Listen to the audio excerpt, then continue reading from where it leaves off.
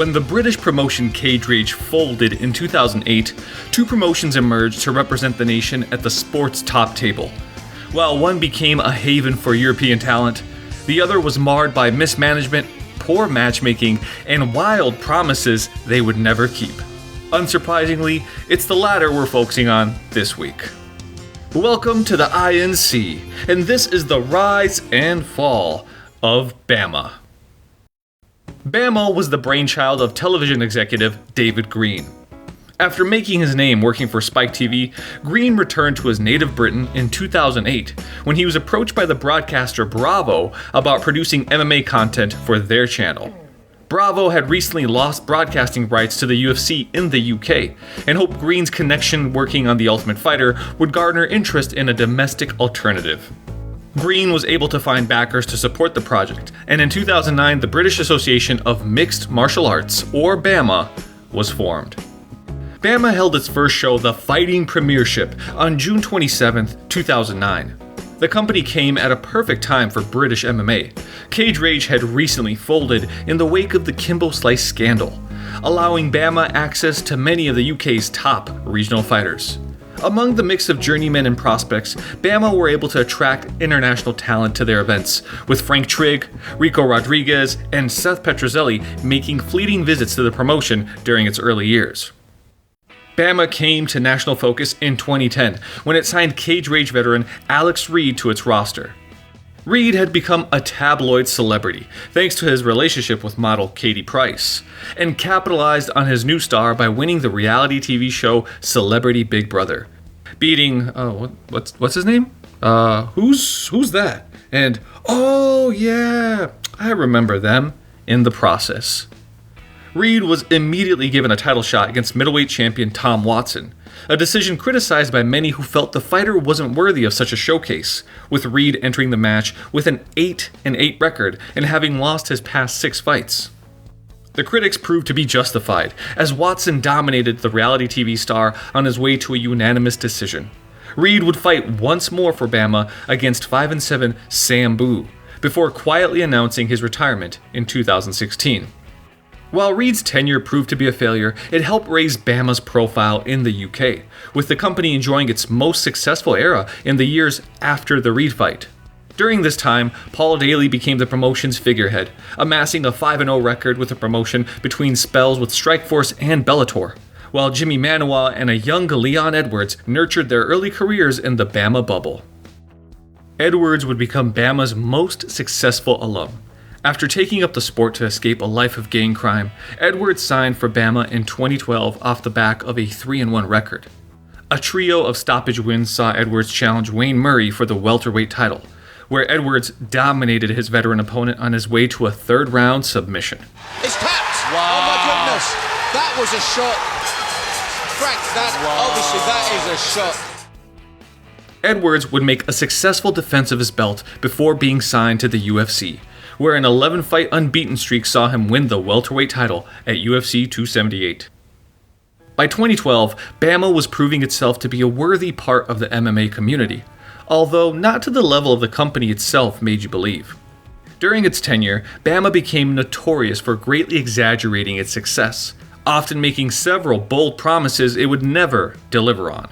In a leaked document for advertisers, BAMMA stated its intention to be the second biggest MMA promotion in the world, citing its status as the most watched MMA promotion in the UK with 500,000 pay-per-view buys worldwide, despite showing no evidence to back up their claims. Other declarations included a planned match between pro wrestlers Dave Bautista and Bobby Lashley, as well as its involvement in the charity fundraiser Children in Need, only for the company to back out of the deal at the last minute. BAMMA was immediately discredited for its bold exaggerations, while a watching Chatri Sityodong took notes. The false promises made an impact on BAMMA's broadcasting deals, as the promotion bounced between multiple broadcasters, many of which were taken in by the company's hyperbole. BAMMA didn't help matters with its choice of commentators, with former heavyweight boxer David Haye being hired as an analyst despite an obvious lack of MMA knowledge. Although this fan from an event in Newcastle seemed more than fond of him. He didn't want to take the easy route out. The sensible route. some might say out. The sensible route. We're making friends here tonight. Newcastle, the fans, they're passionate to say the least. The biggest blow to BAMMA, however, came domestically. After years of operating on a regional level, Graham Boylan had taken his Cage Warriors promotion full-time in 2011. And thanks to the success of Conor McGregor and Joanna Jędrzejczyk, it had cemented its place as a go-to location for European prospects. Thanks to the company's association with the UFC, Cage Warriors offered fighters a more direct route to the sport's biggest stage. Jack Marshman, a regular fixture of BAMMA's early events, only received his UFC call thanks to his success in Cage Warriors. A similar story to fellow alum Stevie Ray and Tom Breeze. While BAMMA continued to boast homegrown talent, most notably Scottish submission expert Paul Craig, the company was seen as second-rate compared to Cage Warriors, and backed by poor TV ratings and dwindling attendances, BAMMA took one last gamble to turn its fortunes around. In 2017, BAMMA announced the signing of former oil rig worker Aaron Chalmers, star of the MTV reality series Geordie Shore.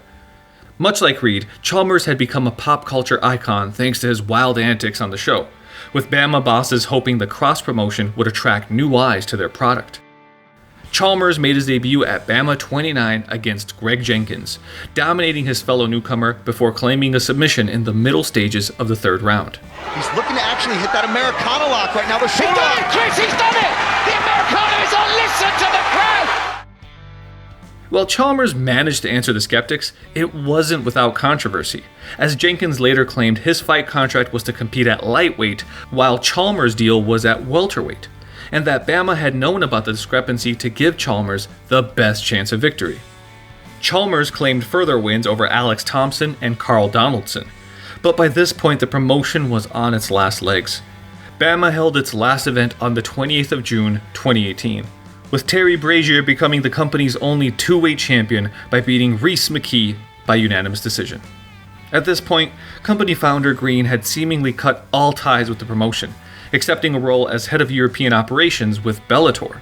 Most of BAMMA's surviving alum would follow Green to Bellator, forming the basis of the company's short-lived Euro series. This included Chalmers, who went 2-2 in the B-Leagues before announcing his retirement from the sport to pursue a career in boxing. BAMMA had all the tools to be a respected part of the MMA bubble, a strong media presence, and an ability to attract top talent before and during their prime. It's what BAMMA didn't have, however, that proved its undoing. Without Cage Warriors' connections or the character of Cage Rage, BAMMA was seen as redundant, and no amount of stunt casting or hyperbole was going to change their fortunes. BAMMA's place in the sport was ultimately a footnote, but its attempt to mix celebrity and MMA proved far more successful than other promotions. But hold on, that's a story for another time. Hey BAMMA fans, this is the INC. Please like, share, subscribe, and ring the bell so you never miss a video.